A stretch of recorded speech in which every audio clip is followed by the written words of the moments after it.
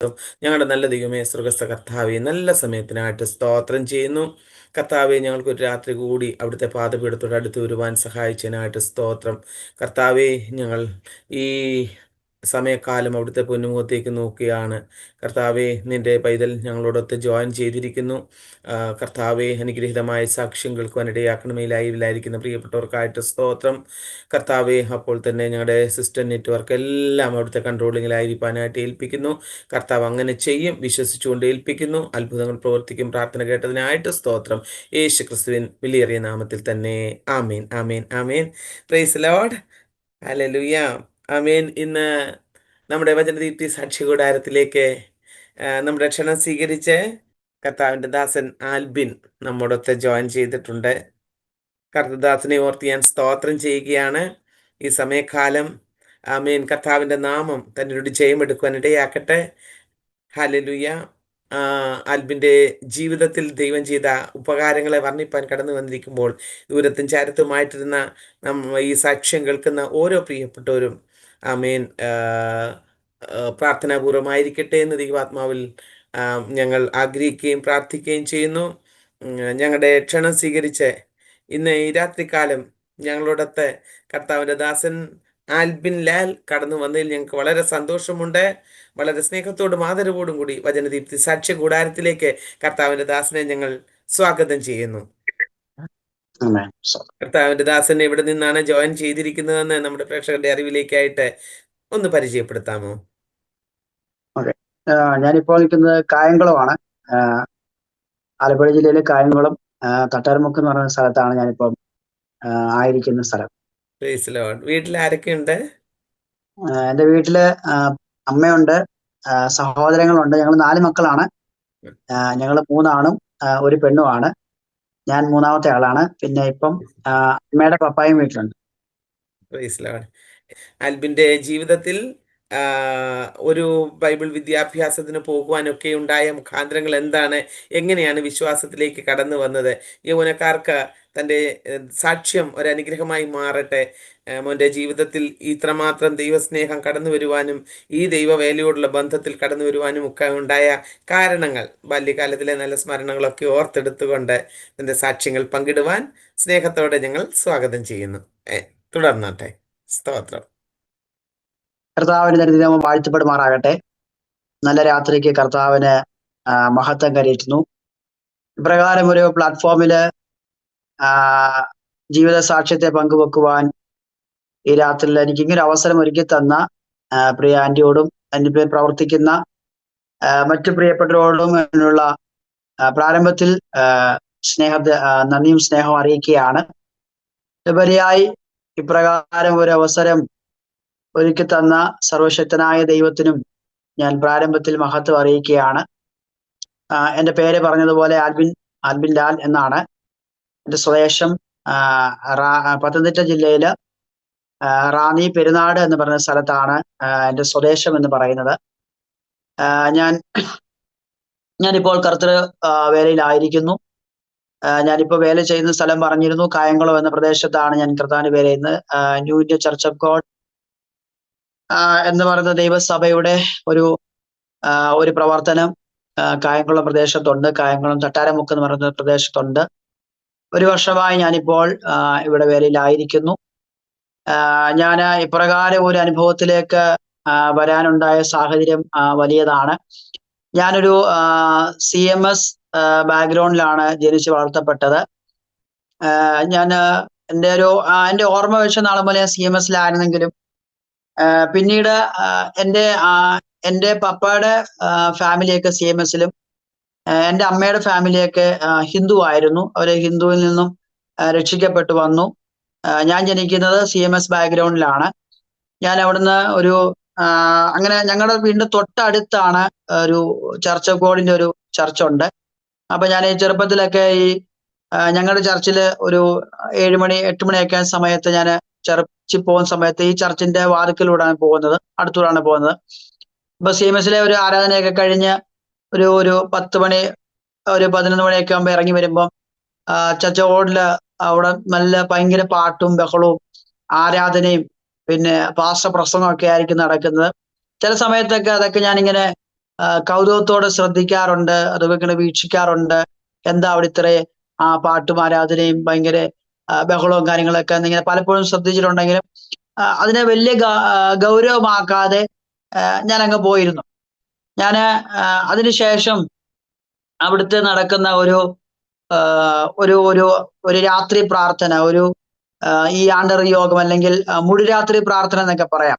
ഒരു മുഴുരാത്രി പ്രാർത്ഥനയിലാണ് ഞങ്ങള് ഫാമിലി ആയിട്ടല്ല, ഞാനും സഹോദരങ്ങളും അമ്മയും കൂടെ കടന്നു ചെല്ലുന്നത്. അപ്പൊ ആ സമയം എന്ന് പറഞ്ഞാൽ എൻ്റെ പപ്പ അസുഖമായിട്ട്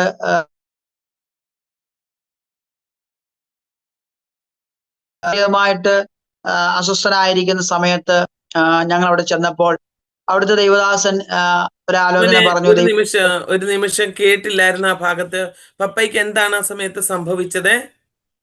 പപ്പയ്ക്ക് ആ സമയത്ത് ജോലിയുള്ള ബന്ധത്തില് കുറച്ച് ശാരീരികമായിട്ട് അസ്വസ്ഥ ഉണ്ടായിരുന്നു. അതുകൊണ്ട് ജോലിക്ക് പോകാൻ കഴിയാതെ കുറച്ച് നാളുകൾ, ഒരു 2 വർഷം പപ്പ വീട്ടിൽ തന്നെ ആയിരുന്നു, ജോലിക്കൊന്നും പോകാതെ. അപ്പൊ ആയിരിക്കുന്ന സമയത്താണ് ഞങ്ങള് ഇതുപോലെ ചർച്ചിലേക്ക് കടന്നു ചെല്ലുന്നത്.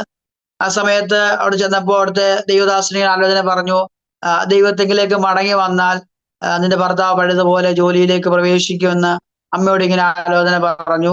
അപ്പോ ആ ആലോചനയൊക്കെ കേട്ട് ഞങ്ങള് മടങ്ങിപ്പോന്നു. അതിനുശേഷം ഞങ്ങള് വീണ്ടും അങ്ങനെയാണ് ഞങ്ങളൊരു ബെന്തക്കോസ് ആരാധനയിലേക്ക് മാറി വരുന്നത്. അതിനുശേഷം ബെന്തക്കോസിന്റെ ആരാധനയിലേക്ക് വന്ന ശേഷം എൻ്റെ ഒരു ഓർമ്മ ശരിയാണെങ്കിൽ എനിക്ക് പഠിച്ച് എന്തെങ്കിലുമൊക്കെ ആകണം എന്നൊക്കെ ആഗ്രഹം ഉണ്ടെങ്കിലും ഇന്നതാകണമെന്നൊരു കൃത്യമായ ഒരു ആഗ്രഹമൊന്നും ഇല്ലായിരുന്നു.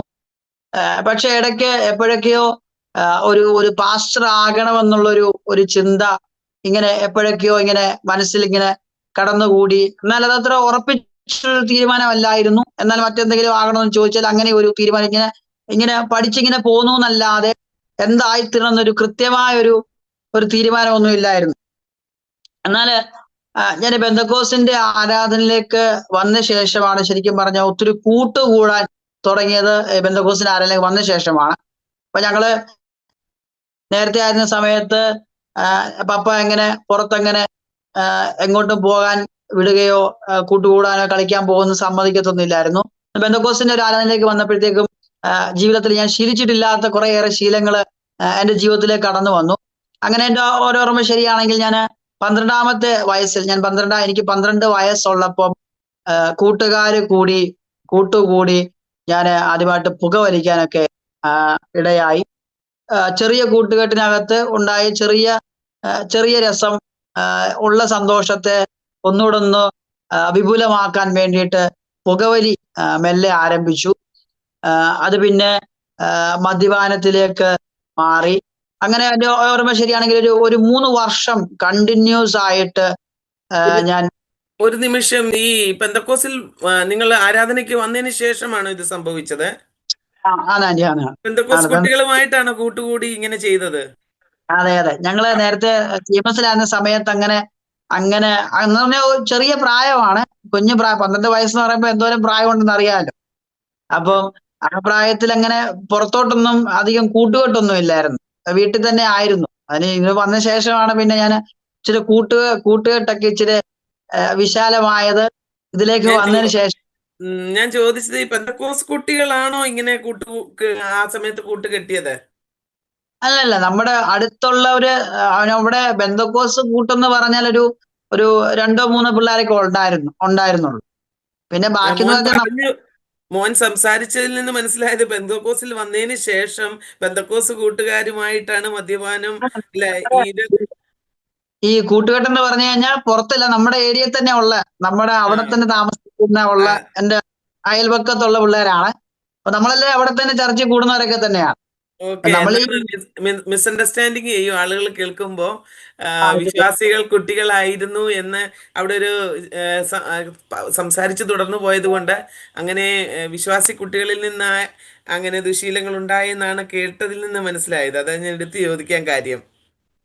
നമ്മുടെ ഏരിയയിൽ ഞങ്ങളൊരു 3-4-5 പേരുണ്ട്. ഏരിയയിൽ ഒരു 3-4-5 പേരുണ്ട്. അപ്പൊ ഞങ്ങളിങ്ങനെ സ്കൂളിൽ പോയി ഒരുമിച്ച് വരികയും ഒരുമിച്ച് പോവുകയും ഒരുമിച്ച് സഞ്ചരിക്കുകയും കളിക്കാൻ പോവുകയൊക്കെ നമ്മൾ ഒരുമിച്ച് തന്നെയാണ്. അപ്പൊ ആ കൂട്ടുകെട്ടിനകത്ത് ഉണ്ടായി വന്ന ഒരു ചെറിയൊരു സന്തോഷം, അല്ലെങ്കിൽ ചെറിയൊരു ചെറിയൊരു വഴിതെറ്റല് ആ ഒരു കൂട്ടുകെട്ടിനകത്ത്. അപ്പൊ നമ്മളങ്ങനെ ഒരു ബന്ധക്കോസ് പള്ളിയിൽ പോകുന്നു എന്നല്ലാതെ അതിൻ്റെതായിരിക്കുന്ന ഒരു തീഷ്ണതയോ അതിൻ്റെതായിരിക്കുന്ന തീവ്രതയോ ഒന്നും നമ്മളെ ബാധിക്കുന്നില്ല. നമ്മള് ചർച്ചിൽ വന്ന പിള്ളേര് വരുന്നു, കളിക്കുന്നു, ഇരിക്കുന്നു, ആരാധന കഴിയുന്നവരെ അവരവരുടെ കാര്യം നോക്കുന്നു, പോകുന്നു. കൊച്ചു പ്രായമല്ലേ. ബാല്യകാലത്തിലുണ്ടായ ചാബല്യങ്ങൾ. പ്രായവും അത് തന്നെയാണല്ലോ. പ്രായവും ഇതുമായിട്ട് വലിയ ഗൗരവവും നമുക്ക് കാണിക്കാൻ പറ്റില്ലല്ലോ. പപ്പായ അമ്മയൊക്കെ ആരാധനയ്ക്ക് വരുന്നു, ആരാധിച്ച് പോകുന്നല്ലാതെ നമ്മുടെ ആ പ്രായത്തിൽ നമ്മൾ ആലയത്തിൽ വന്നിരിക്കുന്നെങ്കിലും ഒരു ആരാധനാലയത്തിലായിരിക്കുന്നുള്ള ഒരു വലിയ അറിവോടൊന്നും അല്ല നമ്മൾ ഇരിക്കുന്നത്, നമ്മുടെ പ്രായമായതുകൊണ്ട്.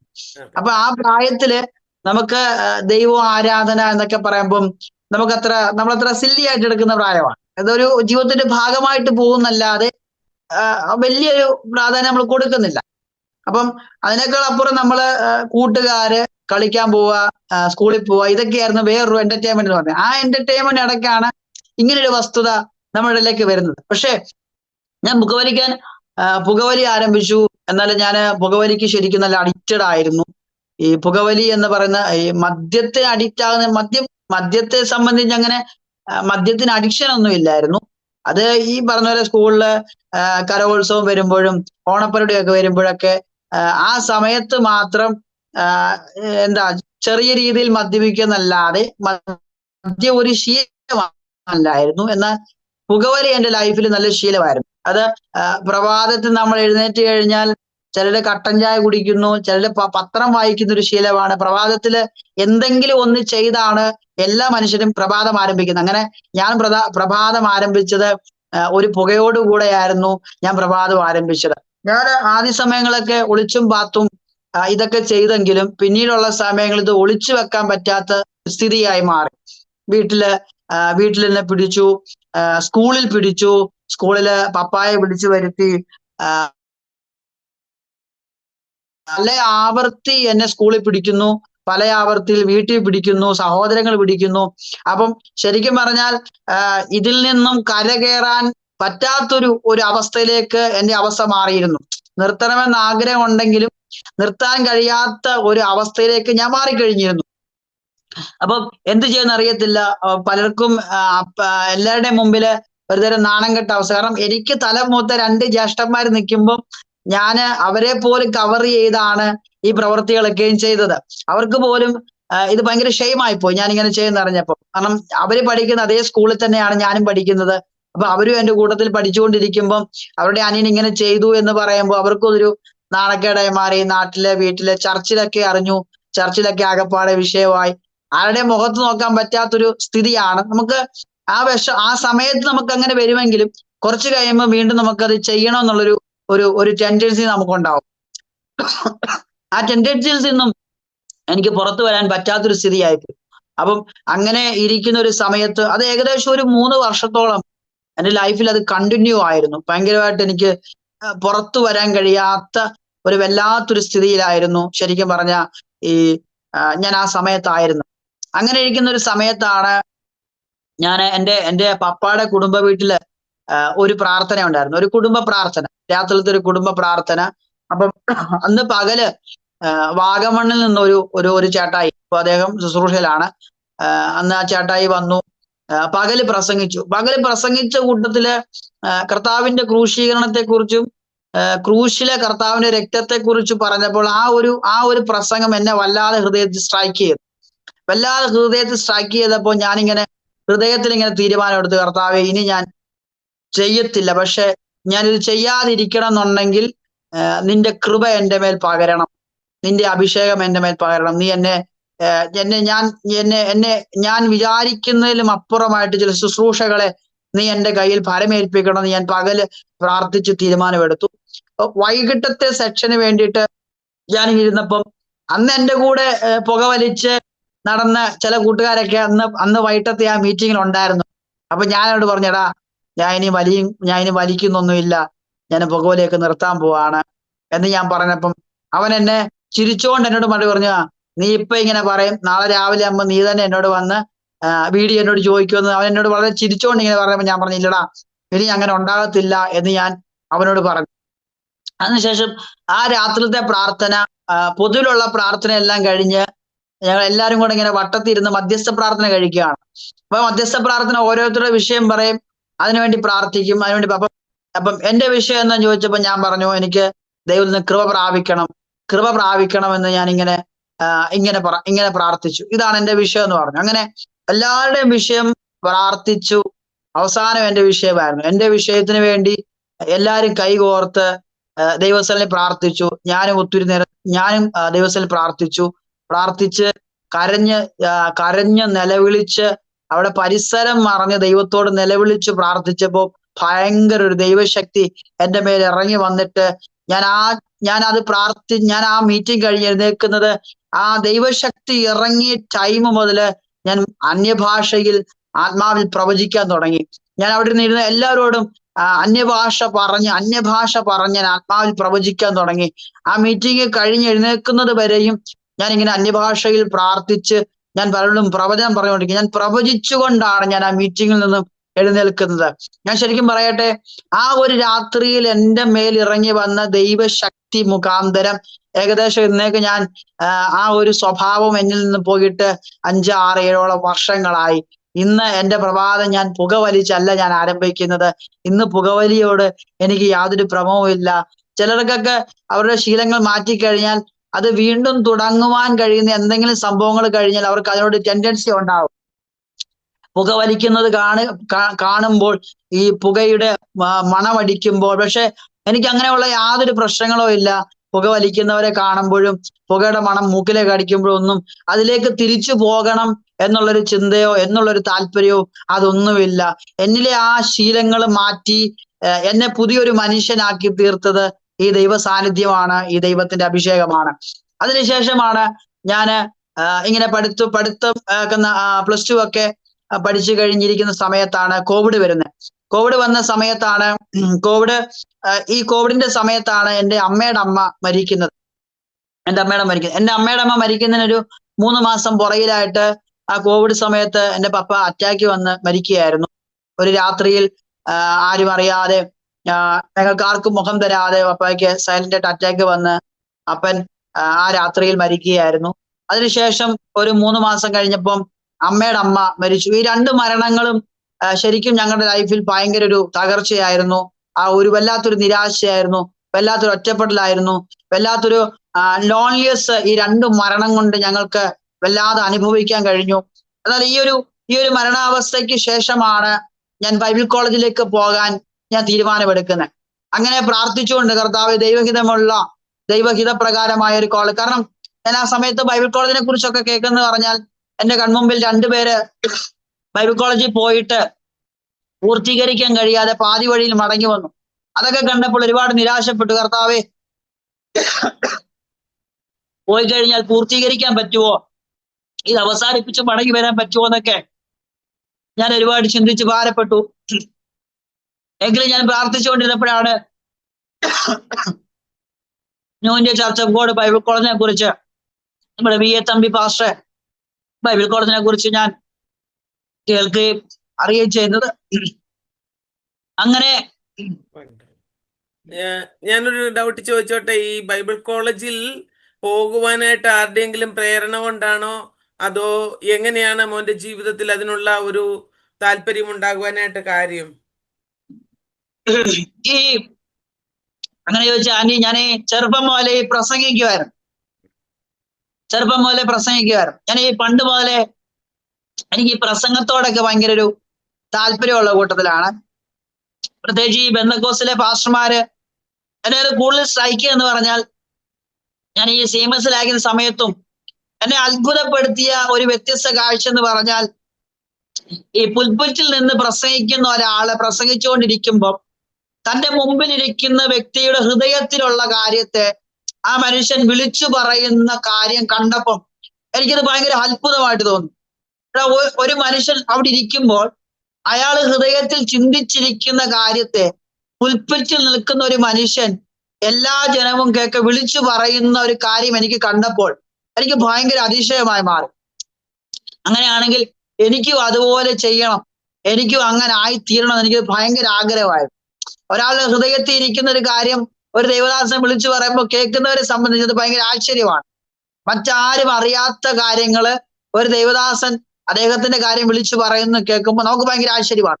ഇങ്ങനെ ഒരു സംഭവം എന്റെ കണ്ണിൽ പെട്ടപ്പോ എന്നെ വല്ലാതെ സ്ട്രൈക്ക് ചെയ്തു. എനിക്കും ഭാവിയിൽ ഇങ്ങനെ ആകണം, ഒരു ദൈവദാസനാകണം. പിന്നെ ഞാൻ ഈ പണ്ട് മുതലേ അങ്ങനെ ഒരു ഒരു എല്ലാവരോടും ജോളി ആയിട്ടൊരു മൈൻഡ് അല്ല എനിക്ക്. ഒറ്റയ്ക്ക് സഞ്ചരിക്കുക, ഒറ്റയ്ക്ക് സഞ്ചരിക്കുന്ന ഒരു പ്രത്യേക ഒരു ശീലം എനിക്ക് ചെറുപ്പത്തിൽ ഉണ്ടായിരുന്നു. അപ്പൊ ഞാൻ ഈ ഒറ്റയ്ക്ക് സംസാരിക്കുമ്പോൾ നമ്മൾ ഈ കേട്ടും ഒരുപാട് ദേവദാസന്മാരുടെ പ്രസംഗം കേട്ടും ഒരുപാട് കാര്യങ്ങളൊക്കെ അറിയാവുന്ന വെച്ച് എന്ത് ചെയ്യുന്നത്, ഞാൻ എനിക്ക് പ്രസംഗിക്കും. ഞാൻ ഇങ്ങനെ എപ്പോഴും നടക്കുമ്പോൾ ഞാൻ ഇങ്ങനെ പ്രസംഗിച്ചുകൊണ്ടാണ് നടക്കുന്നത്. ബൈബിളിലെ കാര്യങ്ങളും പ്രസംഗമൊക്കെ പറഞ്ഞ് അങ്ങനെയാണ് എനിക്ക് ഈ പ്രസംഗത്തോട് ഒരു ഇഷ്ടം തോന്നിയത്. അപ്പൊ ഞാൻ ഈ ചില സമയത്തൊക്കെ ഒറ്റയ്ക്ക് ഇങ്ങനെ പ്രസംഗിച്ച് നടക്കുമ്പം ആരെങ്കിലും എന്നെ കാണും. അപ്പൊ കണ്ടിട്ട് ചോദിക്കും, നീ എന്താ ഒറ്റയ്ക്ക് സംസാരിക്കുന്ന വട്ടം ഉണ്ടെന്ന് ചോദിക്കും. ചിലരൊക്കെ ചോദിക്കും, എന്നെ ഈ ഒറ്റയ്ക്ക് സംസാരിച്ച് നടക്കുന്നു ചോദിക്കും. ഞാൻ പറയും ഒന്നുമില്ല എന്ന് പറയും. അപ്പൊ എന്റെ പപ്പായുടെ വീടും ഞങ്ങളിപ്പോ എന്റെ പപ്പായുടെ കുടുംബ വീടും ഞങ്ങളുടെ വീടെന്ന് പറഞ്ഞാൽ ഒരു മലയുടെ കയറ്റം ഇറക്കമാണ്. പപ്പായുടെ കുടുംബ വീട് ഒരു മലയുടെ കയറ്റത്താണ്, ഞങ്ങൾ ഇറക്കത്താണ്. അപ്പൊ ഞാൻ ചില സമയത്ത് പപ്പായുടെ കുടുംബ വീട്ടിലേക്ക് പോകുന്നപ്പം ഇത് ബാക്കി മൊത്തം റബ്ബറും തോട്ടമാണ്. അപ്പൊ ഈ റബ്ബറും തോട്ടത്തിൽ നടന്ന് കാണാൻ പോവാൻ ഞാൻ വീട് വിട്ട് ഈ റബ്ബറും തോട്ടത്തിൽ കയറി കഴിഞ്ഞാൽ പിന്നെ അങ്ങ് വീട്ടിൽ വരെ ചെല്ലുന്നവരെ എന്റെ പ്രസംഗ സ്റ്റേജാണ് ആ തോട്ടം എന്ന് പറയാം. എന്റെ ഒരുപാട് പ്രസംഗങ്ങൾ കേട്ടിട്ടുള്ളൊരു തോട്ടമാണ് ഞങ്ങളുടെ അവിടുത്തെ തോട്ടം എന്ന് പറയുന്നത്. ഇവിടുന്ന് അങ്ങ് നടന്നാൽ അങ്ങ് നടക്കുന്നവരെ എന്തെങ്കിലുമൊക്കെ ഇങ്ങനെ പ്രസംഗിച്ചു കൊണ്ടുപോകും. പ്രസംഗിക്കുമ്പോൾ ദൂത് വരും, ആലോചന വരും, പ്രവചനം വരും, വെളിപ്പാട് വരും. അതൊക്കെ പിന്നീട് ചിന്തിച്ചു കഴിഞ്ഞാൽ നമുക്കത് ക്യാച്ച് ചെയ്യാൻ പോലും പറ്റത്തില്ല. പറയുമ്പോൾ ഭയങ്കര ആശയങ്ങളും ദൂതുകളും പറയണേ. പക്ഷെ നമുക്കത് പേപ്പറിൽ കുറിക്കാൻ നോക്കി കഴിഞ്ഞാൽ ഒരു പ്രസംഗവും നമുക്ക് പേപ്പറിൽ കുറിക്കാൻ പറ്റത്തില്ല. അപ്പൊ നമ്മൾ പറയുന്നത് ഭയങ്കര കാര്യങ്ങളായിരിക്കും. ഞാനതൊക്കെ ഒരുപാട് ചിന്തിച്ചിട്ടുണ്ട്. പക്ഷെ റീതിങ്ക് ചെയ്താൽ എന്റെ മൈൻഡിലേക്ക് പിന്നെ ഒരിക്കലും അത് തിരിച്ചു വരത്തില്ല. അങ്ങനെ പ്രസംഗിച്ച് ഈ ആളുകളുടെ മുമ്പിൽ നിന്ന് പ്രസംഗിക്കാനുള്ള ആ ഒരു ലജ്ജാഭാവമൊക്കെ അങ്ങനെ മാറിപ്പോയി. അതൊക്കെ അങ്ങനെ ശീലിച്ചത് കൊണ്ട് 10 പേരുടെ മുമ്പിൽ നിന്ന് കഴിഞ്ഞാൽ പേടിയില്ലാതെ വിറയില്ലാതെ പ്രസംഗിക്കാൻ പഠിച്ചു. അതിന്റെ വേറെ വശം ഞാൻ ഈ ചർച്ച കൂടി വന്ന ശേഷം നമ്മളന്ന് ഇങ്ങനെ തരികിട പരിപാടിയൊക്കെ ഉണ്ടെന്ന് പറഞ്ഞാലും ഈ ചർച്ചിലെ പരിപാടിക്കൊക്കെ പോവല്ലോ, ഈ നമ്മുടെ വൺ ഡേ സെമിനാറ്, ക്യാമ്പുകള് ഇങ്ങനെയൊക്കെ പോകാം. അപ്പൊ ഞങ്ങളുടെ ചർച്ചിൽ നിന്ന് പ്രസംഗത്തിന് പോകുന്ന ഒരേ ഒരു വ്യക്തി ഞാൻ മാത്രമായിരുന്നു പ്രസംഗത്തിന് പോകാൻ. അപ്പൊ അവിടെ ചെല്ലുമ്പം നമുക്കൊരു വിഷയം തരും. ആ വിഷയം 3 വിഷയമായിരിക്കും. ആ 3 വിഷയം പ്രിപ്പയർ ആയിരിക്കണം. നമ്മൾ തിരഞ്ഞെടുത്ത ഏതെങ്കിലും വിഷയം നമ്മളോട് പറയാം. ആ വിഷയത്തെ ആസ്പദമാക്കി ഒന്നെങ്കിൽ 10 മിനിറ്റ് അല്ലെ ഈ സബ് ജൂനിയേഴ്സിനൊക്കെ അല്ലെങ്കിൽ 10 മിനിറ്റ് 15 മിനിറ്റ് ആയിരിക്കും. ഈ 10-15 മിനിറ്റിനകത്ത് നമ്മൾ വിഷയത്തെ ആസ്പദമാക്കി 1-2 വാക്യങ്ങൾ എടുത്ത് നമ്മൾ ആ വാക്യത്തെ ആ വിഷയത്തോട് ബന്ധപ്പെടുത്തി നമ്മുടെ ബുദ്ധിയിൽ കണ്ടുപിടിച്ച് അത് നല്ലൊരു കൺക്ലൂഷൻ കണ്ടെത്തി നമ്മൾ എന്ത് ചെയ്യും, ഒരു ഷോർട്ട് മെസ്സേജ് നമ്മൾ 15 മിനിറ്റ് കൊണ്ട് തയ്യാറാക്കും. അങ്ങനെ എല്ലാ വർഷവും ഞങ്ങളുടെ വൺ ഡേ സെമിനാറിന് ഞങ്ങളുടെ ചർച്ചിൽ ഞാനായിരുന്നു പ്രസംഗിക്കാൻ പോലെ. അങ്ങനെ വിഷയങ്ങൾ കിട്ടുമ്പം അതിനൊരു വാക്യം കണ്ടെത്തി 1-2 വാക്യം കണ്ടെത്തി ഒരു മെസ്സേജ് തയ്യാറാക്കി. അപ്പൊ നമുക്ക് തരുന്ന ഇൻസ്ട്രക്ഷൻ പറഞ്ഞാൽ നിങ്ങൾ ജനത്തെ നോക്കണ്ട, നിങ്ങൾ നേരെ ഏതെങ്കിലും ഉത്തരത്തിലേക്കോ ഷീറ്റിലേക്കോ നോക്കി ഭയങ്കര ലൗഡായിട്ട് സംസാരിക്കുക, ഒച്ചയെടുത്ത് സംസാരിക്കുക. അങ്ങനെ ശബ്ദമെടുത്ത് ഒരുക്കിയ മൈൻഡിൽ ക്രിയേറ്റ് ചെയ്ത ആ മെസ്സേജ് പറഞ്ഞ് ശീലിച്ച് അപ്പൊ എവിടുന്ന് ഞങ്ങള് സബ് ജൂനിയർ കൂട്ടത്തിൽ എത്ര പേര് പ്രസംഗിച്ചാലും ഫസ്റ്റ് പ്രൈസ് എനിക്കറിയാം. ഒന്നെങ്കിൽ ഫസ്റ്റ് അല്ലെങ്കിൽ സെക്കൻഡ്. കിട്ടാതെ പോകുന്ന ഒരു മീറ്റിങ്ങുകളും ഇല്ല. അങ്ങനെ പ്രസംഗത്തോട് എനിക്ക് ഭയങ്കര ഇഷ്ടമായിരുന്നു. അപ്പം കുറച്ചു നാൾ കഴിഞ്ഞപ്പോ എനിക്ക് നല്ലൊരു ദൈവദാസനാകണം, ഒരു പ്രാസംഗികനാകണം എന്ന ഒരു നിലയിലേക്ക് മാത്രമല്ല ഞാൻ ഈ അഭിഷേകം കൂടെ പ്രാപിച്ചത് കൊണ്ട് ഞാൻ ഈ ബൈബിൾ കോളേജിൽ വരുന്നതിന് മുമ്പും ഞാൻ മീറ്റിങ്ങിനൊക്കെ പോവായിരുന്നു. എന്റെ പ്രസംഗമൊക്കെ ഇഷ്ടപ്പെട്ടിട്ട് എന്നെ മീറ്റിങ്ങിന് വിളിക്കുമായിരുന്നു. പിന്നെ ഈ അഭിഷേകം പ്രാപിച്ച സമയത്ത് പ്രവചനം ഉള്ളതുകൊണ്ട് പ്രവചിക്കുകയും കൂടി ചെയ്യുന്നതുകൊണ്ട് പലരും മീറ്റിങ്ങിന് വിളിക്കുമായിരുന്നു. അപ്പം ഞാൻ ഉറപ്പിച്ചു. പിന്നെ അത് മാത്രമല്ല, അതിന്റെ കൂട്ടത്തിൽ തന്നെ ദൈവദാസന്മാർ ആലോചന പറഞ്ഞിട്ടുണ്ടായിരുന്നു, ഒരു അഭിഷേകനാകും, ഒരു ദൈവദാസനാകും. അപ്പം ശുശ്രൂഷ സംബന്ധമായ മേഖലയാണ് കർത്താവ് എന്നോട് ദൂതുകളായിട്ടും ആലോചനയായിട്ടും പറഞ്ഞ സ്ഥിതിക്ക് തുടർന്ന് കേട്ട അറിവുകൾ പോരാ, ബൈബിളിനെ കുറിച്ച് കൂടുതൽ അറിവുകൾ നേടണം, ബൈബിൾ കോളേജിലെ അറിവുകൾ ആവശ്യമാണെന്ന് പലരിൽ നിന്നും എനിക്ക് തന്ന ഉപദേശത്തിന്റെ പുറത്താണ് ബൈബിൾ കോളേജ് പഠനം കൂടെ ആവശ്യം ആണ്. കൃപ മാത്രം പോരാ, നമുക്ക് ബൈബിൾ കോളേജിന്റെ അറിവും കൂടെ, ഒരു ബൈബിൾ കോളേജ് സർട്ടിഫിക്കറ്റും കൂടെ നമുക്ക് ആവശ്യമാണെന്നുള്ള കാര്യം അറിവുള്ള പലരും പറഞ്ഞു തന്നത് കൊണ്ടാണ് ബൈബിൾ കോളേജിലേക്ക് പോയി പഠിക്കുവാൻ ഞാൻ തീരുമാനിച്ചു. അങ്ങനെയാണ് ഞാൻ ബൈബിൾ കോളേജിലേക്ക് പോയി പഠിക്കുവാൻ ഞാൻ തീരുമാനിച്ചത്. അങ്ങനെയാണ് ഞാൻ ബൈബിൾ കോളേജിലേക്ക് പോകുന്നത്. അങ്ങനെ ബൈബിൾ കോളേജിൽ വന്നു. 3 വർഷത്തെ BTH ഡിഗ്രിയാണ് ഞാൻ ബൈബിൾ കോളേജിൽ എടുത്തത്. ഞാൻ 3 വർഷം പല പ്രശ്നങ്ങളും ബൈബിൾ കോളേജിലുള്ള ബന്ധത്തിൽ നേരിട്ട് വന്നിട്ടുണ്ട്. മാനസികമായിട്ടും ശാരീരികമായിട്ടും ഒക്കെ അവിടുന്ന് നിർത്തി പോകാൻ തക്ക നിലയിലുള്ള പ്രതിസന്ധികൾ കോളേജ് പഠനത്തിലുള്ള ബന്ധത്തിൽ ഉണ്ടായിട്ടുണ്ടെങ്കിലും അവിടെയൊക്കെ പിടിച്ചു നിൽക്കുവാൻ സർവശക്തനായ ദൈവം എനിക്ക് കൃപ തന്നു. ഞാൻ അങ്ങനെ 3 വർഷം ബൈബിൾ കോളേജിൽ പഠിച്ചു. 3 വർഷത്തെ എൻ്റെ പഠനം പൂർത്തീകരിച്ചു. ഞാൻ പഠിച്ച കോളേജുമായിട്ട് ബന്ധപ്പെട്ടാണ് ഞാനിപ്പോൾ ശുശ്രൂഷിക്കുന്നത്. ഞാനിപ്പോൾ ശുശ്രൂഷിക്കുന്നിടത്ത് ഞാൻ വന്നിട്ടിപ്പം 1 വർഷം പൂർത്തിയായിരിക്കുകയാണ്. അപ്പം ജീവിതത്തിൽ കർത്താവിനെ കണ്ടുമുട്ടിയത് കൊണ്ട് എനിക്കുണ്ടായ ബെനിഫിറ്റ് എന്ന് പറഞ്ഞാൽ, ഒന്ന്, ഞാനും എൻ്റെ അപ്പനും എൻ്റെ അപ്പൻ്റെ സഹോദരങ്ങളൊക്കെ അവരൊക്കെ ജീവൻ എന്ന് പറഞ്ഞാൽ അവരൊക്കെ വളർന്നു. അവർ വിവാഹം കഴിച്ചു. അവർ മദ്യപിക്കാനും പുകവലിക്കാനും ഒക്കെ ആരംഭിച്ചു. അവർ സാധാരണ ജോലി ചെയ്ത് കുടുംബങ്ങളും കുട്ടികളുമായി ജീവിക്കുന്നു. ഒരുപക്ഷെ ഞാൻ പുകവലിയും മദ്യപാനും ഒക്കെ ജീവിതത്തിൽ തുടരുകയായിരുന്നുവെങ്കിൽ ആരും അറിയാത്ത റാന്നിയിലെ പെരുന്നാട് എന്ന് പറഞ്ഞ പ്രദേശത്ത് സാധാരണ കൂലിപ്പണിയൊക്കെ ചെയ്ത ഒരു കുടുംബമൊക്കെ ആയി മാത്രമേ എൻ്റെ ജീവിതം മാറത്തുള്ളായിരുന്നു. നിശ്ചയമായിട്ടും അങ്ങനെ ആയിരുന്നുവെങ്കിൽ നിത്യത എന്ന സത്യത്തെക്കുറിച്ചോ രക്ഷ എന്ന സത്യത്തെക്കുറിച്ചോ തിരിച്ചറിയാതെ കുടിച്ചും ബഹളം വെച്ചും ചെറിയ കുടുംബവും ചെറിയ ജീവിതമായിട്ട് ജീവിച്ച് എങ്ങനെയെങ്കിലുമൊക്കെ ജീവിതം തീർത്ത് മരിച്ച് നരകത്തിന്റെ അവകാശിയായി മാത്രമേ ഞാൻ തീരത്തുള്ളായിരുന്നു. എന്നാൽ കർത്താവിനെ കണ്ടുമുട്ടിയത് കൊണ്ട് ഒന്ന്, എനിക്ക് മാറ്റാൻ കഴിയത്തില്ല എന്ന് ഞാൻ ഉറപ്പുവരുത്തിയ എൻ്റെ സ്വഭാവങ്ങൾക്ക് വലിയ വ്യത്യാസമുണ്ടായി. അത് മുഖാന്തരം അപ്പനും അമ്മയ്ക്കും എല്ലാവർക്കും വെറുക്കപ്പെട്ടവനും ഒറ്റപ്പെട്ടവനും ആയിരുന്ന ഞാൻ ഇന്ന് എല്ലാവർക്കും പ്രിയപ്പെട്ടവനാണ്. ഞാൻ ബൈബിൾ കോളേജിൽ പോയ അന്ന് മുതല് എന്നെ സംബന്ധിച്ച് ലൈഫിന് ഭയങ്കര വ്യത്യാസമുണ്ടായി. ഞാനിപ്പോ ഒരു ചർച്ചിൽ അസിസ്റ്റന്റ് പാസ്റ്റർ ആണെങ്കിലും ഞാൻ എൻ്റെ പ്രദേശത്തേക്ക് ചെന്നാൽ അതിൽ ഞാൻ ശരിക്കും പറഞ്ഞാൽ അഭിമാനം കൊള്ളുന്നുണ്ട്. കർത്താവ് എന്നെ അങ്ങനെ മാറ്റിയതാണ്. എന്നെക്കാൾ വളരെ പ്രായമുള്ളവർ പോലും എന്നെ കണ്ടാൽ അവർ ഇരിക്കുന്നിടത്തൊന്ന് എഴുന്നേറ്റ് നിൽക്കുന്നത് ഞാൻ പലപ്പോഴും കണ്ടിട്ടുണ്ട്. ഒരു ദൈവദാസനാണ് എന്നുള്ളൊരു മാന്യത. ഒരു സമയത്ത് അവരുടെയൊക്കെ മുമ്പിൽ പുകവലിച്ച് പ്രായത്തിന്റെ പക്വത പോലും ഇല്ലാതെ പ്രായം മറന്ന് പ്രവർത്തിച്ച പ്രവർത്തികൾക്ക് മുമ്പിൽ അവർക്ക് മുമ്പിൽ ഞാൻ തലകുനിക്കേണ്ടി വന്നപ്പോൾ ഇന്ന് അവരെന്നെ കാണുമ്പോൾ ഇരിക്കുന്നിടത്ത് നിന്ന് എഴുന്നേൽക്കുന്ന ഒരവസ്ഥ. അത് മാത്രമല്ല, എൻ്റെ വീട്ടിൽ എൻ്റെ അമ്മയുടെ അച്ഛൻ ഇപ്പൊ എന്നെ വിളിക്കുന്ന പാസ്റ്റർ എന്നാണ്. ഞാൻ ആദ്യമൊക്കെ ഞാൻ പറയാം അങ്ങനെ വിളിക്കേണ്ട കാര്യമില്ല, ഞാൻ മോനല്ലേ, അങ്ങനെ വിളിക്കേണ്ട കാര്യമില്ല. അപ്പം എന്നോട് പറയാം, അങ്ങനെയല്ല, ദൈവം നിനക്ക് തന്നൊരു പദവിയാണ്, ആ പദവിയെ ബഹുമാനിക്കുക എന്നുള്ളത് എൻ്റെ ഉത്തരവാദിത്തമാണ്. ഫോൺ വിളിച്ചാലും നേരി കണ്ടാലും ഞാൻ എൻ്റെ വല്യപ്പനാന്ന് പറഞ്ഞാലും ഞാൻ ഇന്ന് അങ്ങോട്ട് കയറി ചെന്നാൽ കട്ടിലേലാണെങ്കിലും കസരയിലാണെങ്കിലും ആ ഇരിക്കുന്നിടത്തുനിന്ന് എഴുന്നേറ്റിട്ട് എൻ്റെ മുമ്പിൽ മുണ്ടഴിച്ചിട്ട് നിൽക്കാറുണ്ട്. ആന്റി, അതൊന്നും നമ്മുടെ ഒന്നും ശ്രേഷ്ഠതയല്ല. ദൈവം എൻ്റെ മേൽ ഭരമേൽപ്പിച്ച ഈ ഒരു പദവി, പാസ്റ്റർ എന്ന പദവി, അതെത്രമാത്രം ശ്രേഷ്ഠതയുള്ളതാണെന്ന് സമൂഹത്തിന് മുമ്പിൽ പലരാലും ദൈവം എനിക്ക് ബോധ്യപ്പെടുത്തി. ഒരു കൊച്ചു ഗ്രാമത്തിൽ ഒതുങ്ങേണ്ട ഞാൻ ഇന്ന് ഇതുപോലുള്ള എത്രയെത്രയോ പ്ലാറ്റ്ഫോമുകൾക്ക് പലർക്കും എൻ്റെ മുഖം സുപരിതമാണ്. റാന്നിയിൽ ഒതുങ്ങേണ്ട ഞാൻ ഈ ആലപ്പുഴയിൽ ഈ കായംകുളം പ്രദേശത്ത് വന്നു നിൽക്കുന്നെങ്കിൽ എൻ്റെ ബുദ്ധി കൊണ്ടോ എൻ്റെ ചിന്തകൾ കൊണ്ടോ ഒന്നും ഇവിടെ എത്തിച്ചേരാൻ പറ്റത്തില്ല. എന്നെ ദൈവം ഇവിടെ കൊണ്ടെത്തിച്ചതാണ്. ആർക്കും അറിയാത്ത ഇന്ന് എന്നെ ലോകത്തില് അവിടെ ഇവിടെ കിടക്കുന്ന പലർക്കും അറിയാം. പലർക്കും എൻ്റെ വാക്കുകൾ, നമ്മൾ വലിയ പ്രതിസന്ധിയിലൂടെ കടന്നു പോകുന്നെങ്കിലും നമ്മുടെ പല വാക്കുകളും പലരുടെയും പ്രതിസന്ധിയിൽ ഭയങ്കര ശക്തിയാണ്, അവർക്ക് ഭയങ്കര ബലമാണ്. അപ്പൊ പലരുടെയും ജീവിതത്തിന്റെ പുതിയ തുടക്കങ്ങൾക്ക് എൻ്റെ വാക്കുകൾ ഇന്ന് കാരണമാകുന്നു എന്ന് ചിന്തിക്കുമ്പോൾ എൻ്റെ കർത്താവിന്റെ ജീവിതത്തിൽ വന്നതാണ് ഏറ്റവും ശ്രേഷ്ഠമെന്ന് പറയാം. എൻ്റെ ജീവിതത്തിൽ ഞാൻ കർത്താവിനെ കണ്ടുമുട്ടിയത് കൊണ്ടും കർത്താവിന്റെ ശുശ്രൂഷ പലരും ചോദിക്കാറുണ്ട്, ആന്റി, ഒരു പാസ്റ്ററായി കഴിഞ്ഞാൽ എന്താണ് വരുമാനം, എങ്ങനെ ജീവിതം മുന്നോട്ട് പോകും, എന്തെങ്കിലും നടക്കുമെന്ന്. പക്ഷെ അതിനെക്കുറിച്ചൊന്നും വറി ആകുന്നില്ല. എന്തെങ്കിലും ആവശ്യം ഉണ്ടെങ്കിൽ മുഴങ്കാലിരുന്ന് അല്ലെങ്കിൽ ദൈവത്തോട് പറഞ്ഞാൽ അത് പറയുന്നതിന് മുമ്പ് തമ്പുരാൻ പോക്കറ്റിൽ കൊണ്ട് തരുന്നുണ്ട്.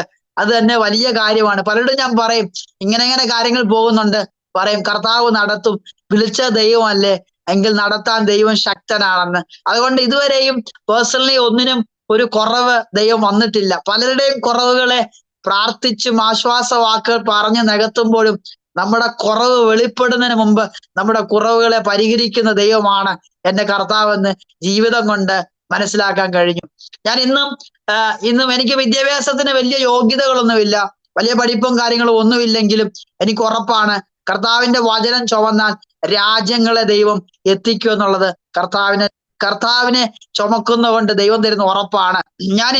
ഞാൻ പണ്ട് പറയുമായിരുന്നു, ഞാൻ രാജ്യങ്ങൾ കറങ്ങുന്നെങ്കിൽ അത് നിശ്ചയമായിട്ടും ദൈവനാമം നിമിത്തമായിരിക്കും. ഞാൻ രാജ്യങ്ങളിലേക്ക് പോകുന്നുണ്ടെങ്കിൽ അത് കർത്താവിന്റെ വചനം നിമിത്തമായിരിക്കും ഞാൻ രാജ്യങ്ങൾ കറങ്ങുന്നത്.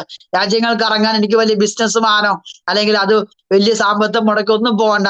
ഞാൻ കർത്താവിന്റെ വചനമാണ് ചുമക്കുന്നതെങ്കിൽ ദൈവം ഞാൻ ആഗ്രഹിക്കുന്ന രാജ്യത്ത് എന്നെ കൊണ്ട് നിർത്താൻ എന്റെ ദൈവം ശക്തനാണെന്ന് എനിക്ക് പൂർണ്ണ ഉറപ്പുണ്ട്. അപ്പൊ എന്റെ ജീവിതത്തിൽ കർത്താവ് ഇങ്ങനെയൊക്കെയുള്ള അത്ഭുത കാര്യങ്ങളാണ് ചെയ്തുകൊണ്ടിരിക്കുന്നത്. എന്റെ സഹോദരങ്ങൾ, എന്റെ മാതാവ്, എന്റെ അപ്പനൊരു മദ്യപാനി ആയിരുന്നെങ്കിലും അപ്പൻ മരിക്കുന്ന ആ കാലഘട്ടത്തിന്റെ കുറച്ച് കാലഘട്ടങ്ങൾ ദൈവികമായ സന്തോഷങ്ങൾ അനുഭവിക്കുവാൻ ഒന്നിച്ചിരുന്ന് പ്രാർത്ഥിക്കാനും ഒന്നിച്ചിരുന്ന് വർത്താനം പറയാനും ഒക്കെ ഇടയായിട്ടുണ്ട്.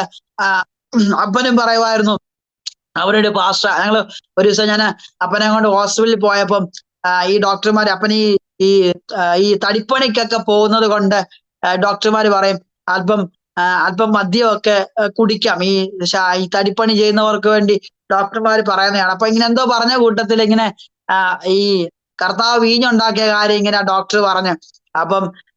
അപ്പൊ ഇങ്ങനെ ഡോക്ടറോട് പപ്പ പറഞ്ഞു, ഇല്ല, അവൻ അങ്ങനെ ഉപയോഗിക്കത്തില്ല, അവനൊരു പാസ്റ്ററാണ്, അവനൊരു പാസ്റ്റർ ആകേണ്ടവനാണ് എന്നുള്ള കാര്യം.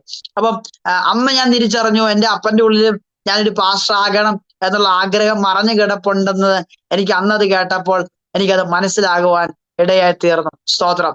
ആമേൻ. അപ്പം കർത്താവ് എന്റെ ജീവിതത്തിൽ വന്നതുകൊണ്ട് എനിക്ക് ധാരാളം ഗുണമുണ്ട്. ഒരു നല്ല മനുഷ്യനായിരിക്കാൻ കഴിഞ്ഞു എന്നുള്ളതാണ് ഏറ്റവും ഞാൻ അതിനെ കർത്താവിനെ എന്റെ ജീവിതത്തിൽ വന്നതുകൊണ്ട് എനിക്ക് എന്നിൽ നിന്ന് തിരിച്ചറിയാൻ പറ്റിയ കാര്യം ഒരു നല്ല മനുഷ്യനാകാൻ കഴിഞ്ഞു എന്നുള്ളതാണ്. എല്ലാവരോടും ചിരിച്ചു പ്രതികരിക്കാൻ കഴിഞ്ഞു എന്നുള്ളതാണ്. ഏത് പ്രതിസന്ധിയിലും വളരെ കൂളായിട്ട് നിൽക്കാൻ കഴിഞ്ഞു എന്നുള്ളതാണ്. കർത്താവിനെ എന്റെ ജീവിതത്തിൽ വന്നതുകൊണ്ട് എനിക്കുണ്ടായ ഏറ്റവും നല്ല കാര്യമെന്ന് പറഞ്ഞാൽ പ്രതിസന്ധി ഘട്ടങ്ങളിൽ നിരാശപ്പെടാതെ അതിനെ വളരെ കൂൾ മൈൻഡോടുകൂടെ അതിനെ റിയാക്ട് ചെയ്യുക, ചിരിച്ച മുഖത്തോടു കൂടി ഇരിക്കുക എന്നുള്ളതാണ്. പ്രശ്നങ്ങൾ വരുമ്പോൾ ദൈവത്തോട് ഒരുപാട് നേരം സംസാരിക്കാൻ കഴിയുന്നു, ദൈവശബ്ദം കേൾക്കാൻ കഴിയുന്നു. ആരോടുമുള്ള കമ്മ്യൂണിക്കേഷൻ അറുത്തുപോയാലും ഒരിക്കലും ദൈവമായിട്ടുള്ള കമ്മ്യൂണിക്കേഷൻ ബന്ധപ്പെട്ട് അത് അറുത്തു പോകുന്നില്ല എന്നുള്ളത് ജീവിതം കൊണ്ട് മനസ്സിലായി എന്നുള്ളതാണ്. കാരണം ജീവിതത്തിൽ പല പ്രശ്നങ്ങൾ വരുമ്പോഴും പലരും പല സാഹചര്യത്തിലും പല കാരണത്താലും നമ്മളുടെ മൗനമായിരിക്കുമ്പോഴും നമ്മളിൽ നിന്ന് അകന്നു പോകുമ്പോഴും എത്ര പ്രശ്നവും പ്രതിസന്ധി ഉണ്ടെങ്കിലും ദൈവം നമ്മളുടെ അകന്ന് നിൽക്കുന്നില്ല എന്നുള്ളത് ജീവിതത്തിലെ അനുഭവം കൊണ്ട് എനിക്ക് തിരിച്ചറിയാൻ കഴിഞ്ഞു. ചില ബന്ധങ്ങളൊക്കെ ചില ലിമിറ്റുകളാണെന്നും ചില പരിമിതികളാണെന്നും ഒക്കെ ഓർക്കുമ്പോൾ ഞാൻ ഒരുപാട് സങ്കടപ്പെട്ടിട്ടുണ്ട്. കാരണം ജീവിതത്തിൽ ഒരിക്കലും വിട്ടുപോകരുതെന്ന് ആഗ്രഹിച്ച് ജീവിതത്തിൽ വന്ന ഒരുപാട് ബന്ധങ്ങളുണ്ട്. ആത്മീയ ബന്ധങ്ങളാണ്. എന്നാൽ അങ്ങനെയുള്ള ചില ബന്ധങ്ങൾ പല കാരണത്താലും അവരുമായിട്ടുള്ള കമ്മ്യൂണിക്കേഷൻ നിന്നു പോകുമ്പോഴും ഞാൻ അങ്ങനെ കർത്താവിനെ കുറിച്ച് ചിന്തിക്കും. നമ്മൾ പലപ്പോഴും തിരക്കിട്ട് നിൽക്കുമ്പോഴും നമ്മുടെ തിരക്കിനിടയിൽ പോലും നമ്മളോട് കമ്മ്യൂണിക്കേറ്റ് ചെയ്യാൻ കർത്താവ് നമ്മളുടെ അടുത്ത് വരുന്നു എന്നുള്ള അങ്ങനെയുള്ള ചില സന്ദർഭങ്ങളിൽ കർത്താവ് നമ്മുടെ തിരക്കുകൾക്കിടയിലും നമ്മളെ അന്വേഷിക്കുന്നു എന്നുള്ള കാര്യം ചിന്തിക്കുമ്പോൾ ഞാൻ മറ്റ് മനുഷ്യരിൽ നിന്നും എത്ര ഡിഫറൻ്റ് ആണ് കർത്താവ് എന്ന് ഞാൻ ഇങ്ങനെ ചിന്തിക്കാറുണ്ട്. കുറച്ച് ദിവസമായിട്ട് ഇങ്ങനെ ഈ ചുമയുടെ പ്രശ്നം ഉള്ളതുകൊണ്ട് അതാണ് ഈ പ്രശ്നം. ചുമച്ചു കഴിഞ്ഞാൽ പിന്നെ ചുമ നിർത്താൻ പറ്റത്തില്ല, അങ്ങനെയൊരു പ്രശ്നമുണ്ട്. അപ്പം എന്നെ ഇത്രത്തോളം ആക്കിയത് ദൈവമാണ്. ഇപ്പം ഈ ഒരു സാക്ഷ്യം ലൈവാണ്. അതുകൊണ്ട് എനിക്കിപ്പോ 22 വയസ്സാണ്. എന്റെ 12ാമത്തെ വയസ്സിലാണ് ഞാൻ പുകവലിക്കാൻ തുടങ്ങിയത്. 3 വർഷം കണ്ടിന്യൂസ് ആയിട്ട് ഞാൻ പുകവലിച്ചു, അഡിക്റ്റ് ആയിരുന്നു. ഇന്ന് ഞാൻ പരസ്യയോഗത്തിൽ മെസ്സേജ് പറയാറുണ്ട്, പരസ്യയോഗം സംബന്ധിക്കാറുണ്ട്. പരസ്യയോഗത്തിൽ ഞാൻ പ്രസംഗിക്കുമ്പോൾ എന്റെ സാക്ഷ്യങ്ങൾ ഞാൻ ഉൾപ്പെടുത്തിയാണ് ഞാൻ പരസ്യയോഗത്തിൽ ഞാൻ മെസ്സേജ് കൊടുക്കാറ്.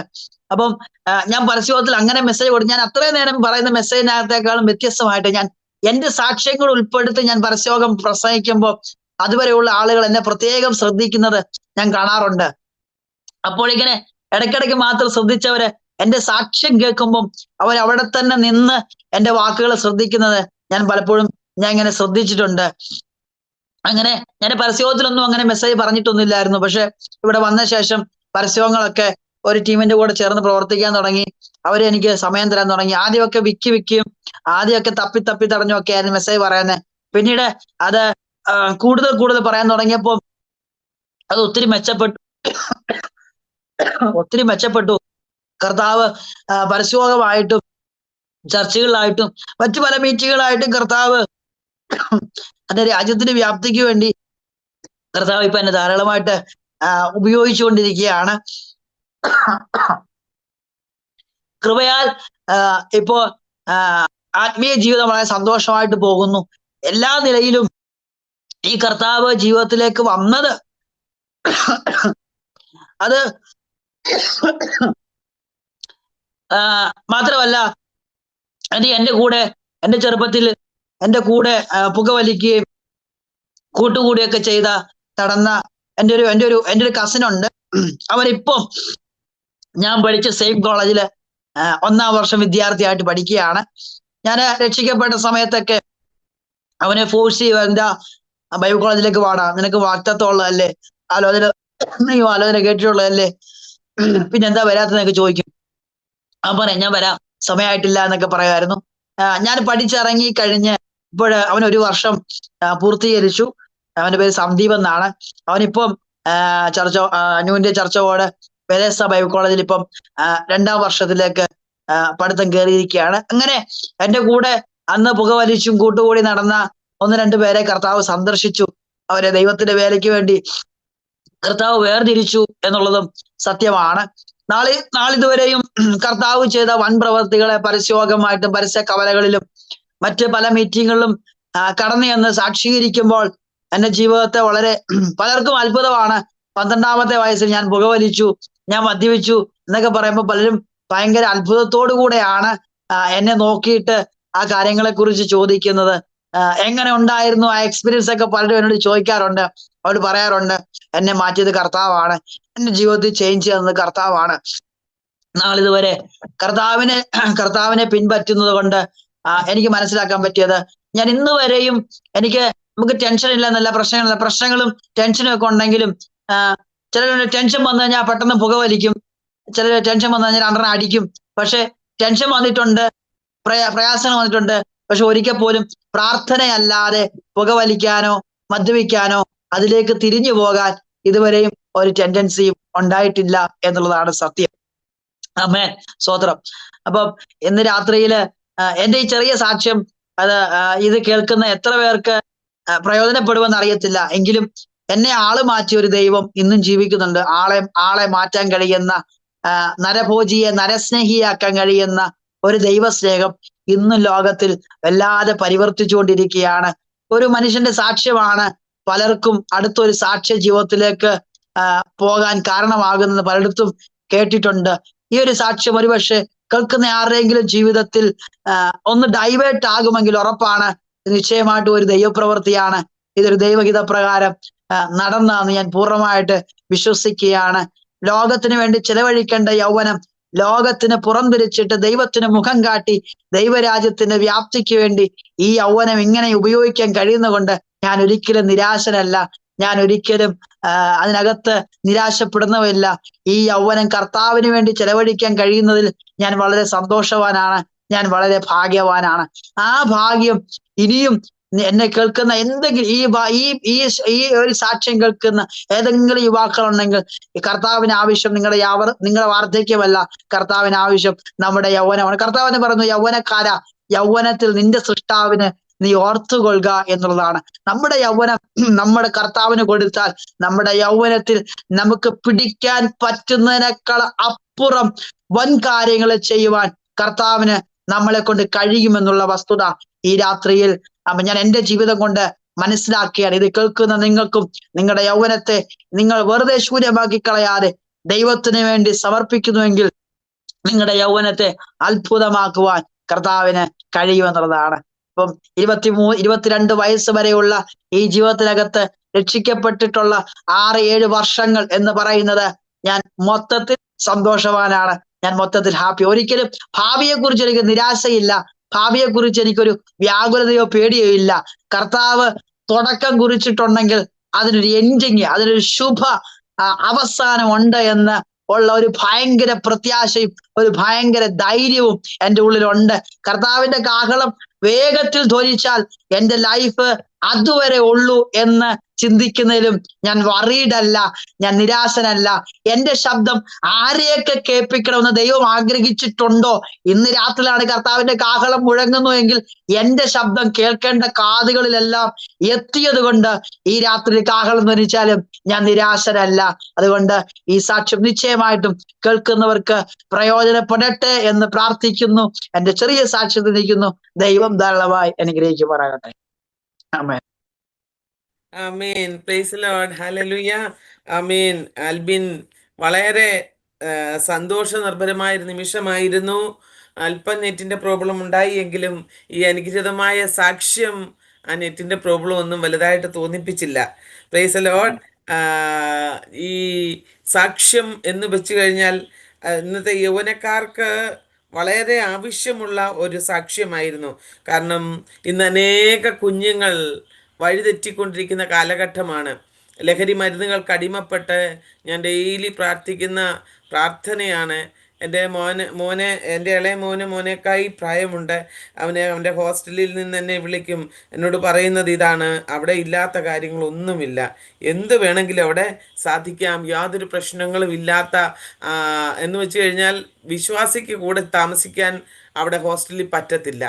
അതേപോലെ അത്രമാത്രം മോശപ്പെട്ട ഒരു ലൈഫിലേക്കാണ് ഇന്നത്തെ തലമുറ പോയിക്കൊണ്ടിരിക്കുന്നത്. ഏതെല്ലാം ലഹരി മരുന്നുകളുണ്ടോ, ഇന്ന് മണക്കാനൊരു ഒന്ന്, വലിക്കാൻ മറ്റൊന്ന്, അല്ലേ, പുകയ്ക്കാൻ മറ്റൊന്ന്, ഏത് തലത്തിലൂടെ ആയിരുന്നാലും അല്പസമയത്തേക്കുള്ള ലഹരി. അത് യൗവനത്തിൽ അത് വലിയതായിട്ട് തോന്നും. യൗവനമെന്ന് പറഞ്ഞു കഴിഞ്ഞാൽ വലിയൊരു വനമാണ്, അല്ലേ? ഈ വനത്തിൽ കൊണ്ട് ഒരു പൈതലിനെ കൊണ്ട് വിട്ടു കഴിഞ്ഞാൽ വനം ചുറ്റുപാടുമുള്ളത് കൊണ്ട് അതിൻ്റെ അകത്ത് ഹിംസജീവികളുണ്ട്, ഉപദ്രവിക്കുന്ന ഇഴജാതികളുണ്ട്, എല്ലാ വിധത്തിലുള്ള കാട്ടുജന്തുക്കളുണ്ട്. ഒരിക്കലും അവിടെ നിന്ന് പുറത്തു വരുവാൻ പ്രയാസമാണ്. കാരണം വഴി അറിയില്ല. ഒരു കൊടും വനത്തിൽ കൊണ്ട് ഇട്ട് കഴിഞ്ഞാൽ അതേ അവസ്ഥയാണ് യൗവനം എന്ന് പറയുന്നത്. ഒരു വനത്തിൽ കൊണ്ട് ഒരു കുട്ടിയെ അഥവാ ഒരു വ്യക്തിയെ കൊണ്ടിട്ട് കഴിഞ്ഞാൽ അയാൾക്ക് ഏത് വിധത്തിൽ പുറത്തു വരാമെന്ന് മാർഗം കണ്ടുപിടിക്കുവാൻ കഴിയാത്തത് കൊണ്ട് അതിൽ പെട്ട് ജീവിതം അവസാനിക്കപ്പെടേണ്ടി മറ്റാരും രക്ഷിക്കാനില്ല എങ്കിൽ അങ്ങനെ ഒരു സാഹചര്യം ഉണ്ടാകും. ഇതുപോലെയായിരുന്നു ആൽബിൻ്റെ ജീവിതം. ഒരു യൗവനം എന്ന് പറയുന്ന ആ യൗവനത്തിൽ എത്തും മുൻപേ തന്നെ ടീനേജിൽ പോലും എത്തുന്നതിന് മുൻപേ പുകവലിക്ക് അഡിക്റ്റഡായി. ജീവിതത്തിൽ നമ്മൾ പറയും, ഇതിൽ പരം പരാജയം എന്തുണ്ട് എന്ന് ലോകക്കാർ ചോദിക്കുമ്പോൾ അതിൻ്റെ നടുവിൽ നിന്ന് ആ വലിയ വനത്തിൽ നിന്ന് പുറത്തു കൊണ്ടുവരുവാൻ അദൃശ്യനായ ദൈവത്തിൻ്റെ സാന്നിധ്യം ഇറങ്ങി.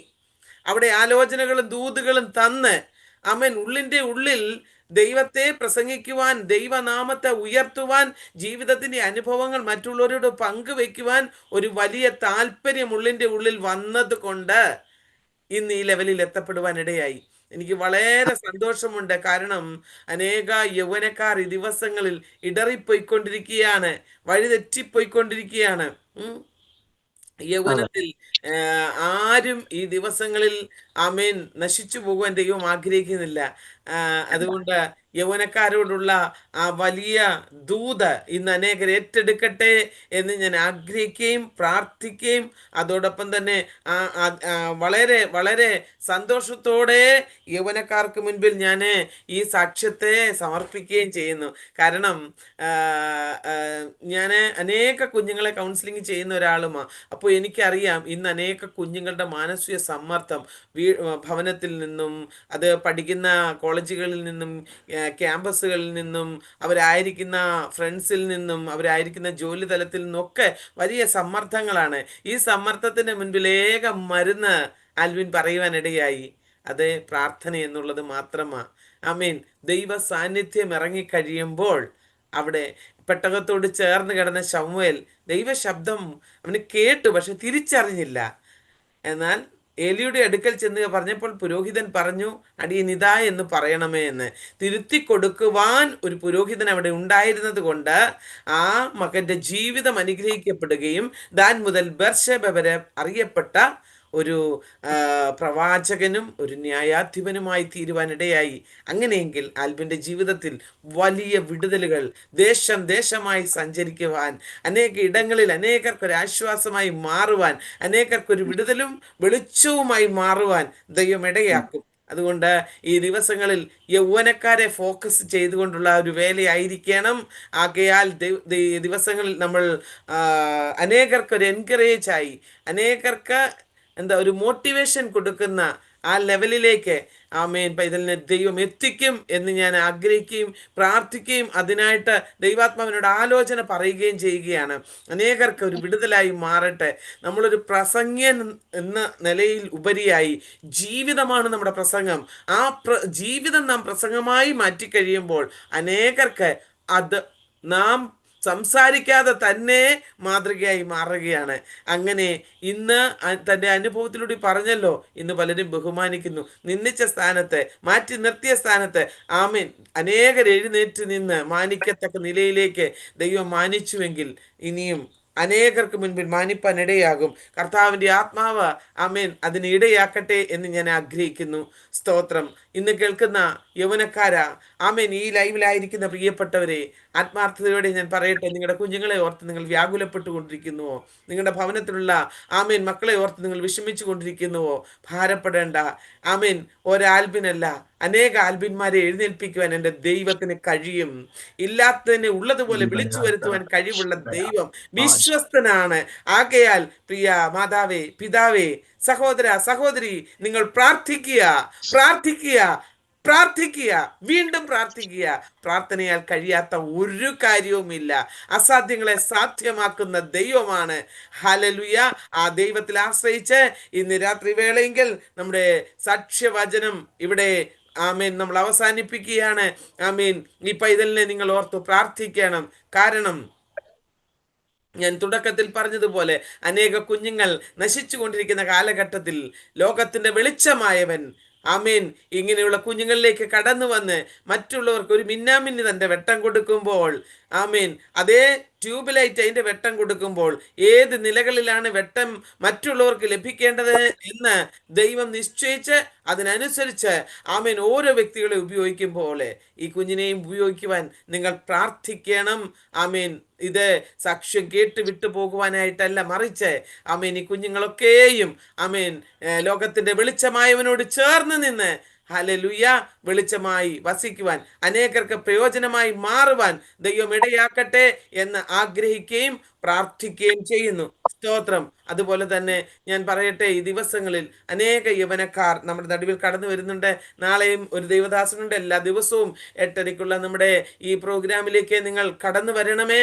അനേകായിരങ്ങൾക്ക് ആമേൻ ഇതൊരാശ്വാസമായി മാറട്ടെ എന്ന് ആഗ്രഹിക്കുന്നു. കർത്താവേ, ഇന്ന് ഈ രാത്രി ഞങ്ങൾ ആൽബിന് വേണ്ടി പ്രാർത്ഥിക്കുകയാണ്. കർത്താവിൻ്റെ നാമത്തിൻ്റെ മഹത്വത്തിന് വേണ്ടി തൻ്റെ പൈതലിനെ ഉപയോഗിച്ചുവല്ലോ. പഠിക്കുവാൻ ദൈവം കൃപ കൊടുത്തല്ലോ. കർത്താവേ, തൻ്റെ BTH കോഴ്സ് കംപ്ലീറ്റ് ചെയ്യുവാൻ ദൈവം കൃപ കൊടുത്തല്ലോ. ഇപ്പോൾ ആയിരിക്കുന്ന സ്ഥാനത്ത് കർത്താവേ, അങ്ങയുടെ ദാസനോട് ചേർന്ന് നിൽക്കുവാൻ അവിടുന്ന് കൃപ കൊടുക്കുന്നതിനായിട്ട് നന്ദി പറയുന്നു. താവേ, എൻ്റെ പിതാവ് ലോകത്തുനിന്ന് മാറ്റപ്പെട്ടുവെങ്കിലും മാതാവിനെയും സഹോദരങ്ങളെയും കർത്താവെ തൻ്റെ മകൻ മുഖാന്തരം ഒരു തിമോത്തിയോസ് അമ്മയിലും വലിയമ്മയിലും കണ്ട വിശ്വാസം വർദ്ധിപ്പിച്ചെടുത്തതുപോലെ പൗലോസിന് താൻ ഒരു നിജപുത്രനായി മാറിയതുപോലെ അനേകർക്ക് തൻ്റെ പൈതൽ ആശ്വാസമായി മാറുവാൻ അങ്ങയുടെ കരങ്ങളിലേക്ക് ഏൽപ്പിക്കട്ടെ. ഇത്രത്തോളം ദൈവകൃപ കൂടെ ഇരുന്നതിനായിട്ട് സ്തുതിക്കുന്നു. സകലമാനവും മഹത്വവും അവിടുന്ന് എടുക്കും. യേശു ക്രിസ്തുവിൻ ധന്യനാമത്തിൽ തന്നെ. ആമേൻ, ആമേൻ. Thank you Albin. God bless you. Maranatha.